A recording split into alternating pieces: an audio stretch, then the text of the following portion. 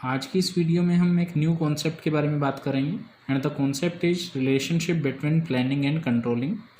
Planning और controlling के बीच में किस तरह का रिलेशन है।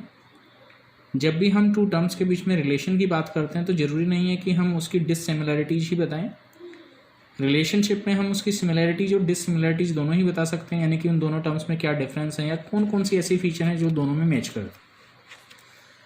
तो इस कॉन्सेप्ट को हम कुछ पॉइंट्स की हेल्प से समझ सकते हैं। First point is nature and concept. इस पॉइंट में हम नॉर्मली क्या बताएंगे, प्लानिंग का मीनिंग क्या है, प्लानिंग क्या होती है, और कंट्रोलिंग का मीनिंग क्या है, कंट्रोलिंग किसे कहते हैं।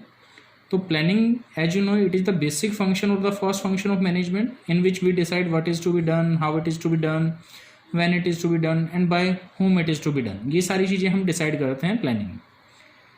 जबकि कंट्रोलिंग क्या है, controlling means a comparison between the actual performance with the standard performance so that the deviations can be find out or the corrective measures can be taken। तो कंट्रोलिंग एक तरह से अपनी एक्चुअल परफॉर्मेंस को major करना है और compare करना है स्टैंडर्ड परफॉर्मेंस के साथ और डेविएशंस फाइंड आउट करना है। Now the second point is planning and controlling are interdependent and interlinked. यानी कि प्लानिंग एंड कंट्रोलिंग दोनों ही इंटरडिपेंडेंट है, एक दूसरे पे डिपेंडेंट है, इंटरलिंक्ड है। यानी कि प्लानिंग के बगैर कंट्रोलिंग का कोई एग्जिस्टेंस नहीं है और कंट्रोलिंग के बगैर प्लानिंग का कोई एग्जिस्टेंस नहीं है। क्योंकि अगर प्रॉपर हम प्लानिंग नहीं करेंगे तो कंट्रोलिंग का कोई मीनिंग नहीं रहेगा।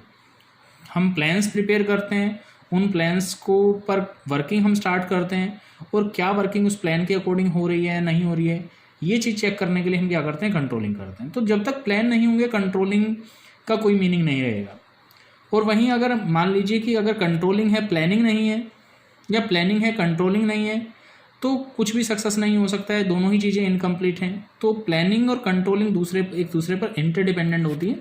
विदाउट प्लानिंग कंट्रोलिंग मीनिंगलेस है, और विदाउट कंट्रोलिंग जो आपकी प्लानिंग है वो भी मीनिंगलेस है। क्योंकि अगर आपने प्लान तो बना लिए लेकिन प्रॉपर कंट्रोलिंग नहीं है आपकी, तो आप उन प्लान्स पर काम नहीं कर पाओगे और अपने ऑब्जेक्टिव्स को अचीव नहीं कर पाओगे। Now the next point is planning and controlling both are backward and forward looking. Backward looking and forward looking.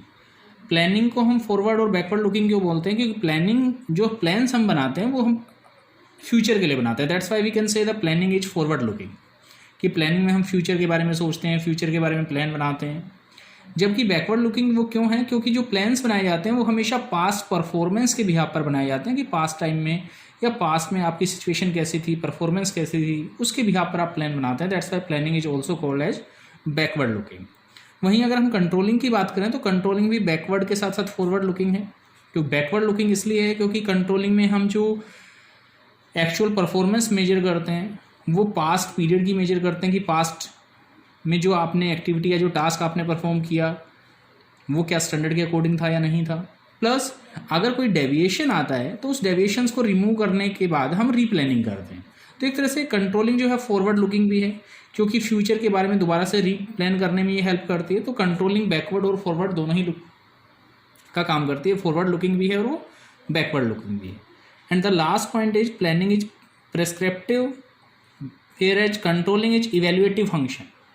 Planning जो होती है एक प्रेस्क्रिप्टिव फंक्शन है, मीन्स उसमें हम हर चीज़ डिटेल से डिसाइड करते हैं, what is to be done, how it is to be done, when it is to be done and by whom it is to be done. यानी कि हर एक चीज़ बिल्कुल बारीकी से डिसाइड की जाती है। जबकि कंट्रोलिंग क्या है, इवेल्युएटिव फंक्शन है, जहाँ पर इवेल्युएशन किया जाता है एक्चुअल परफॉर्मेंस का स्टैंडर्ड्स के साथ।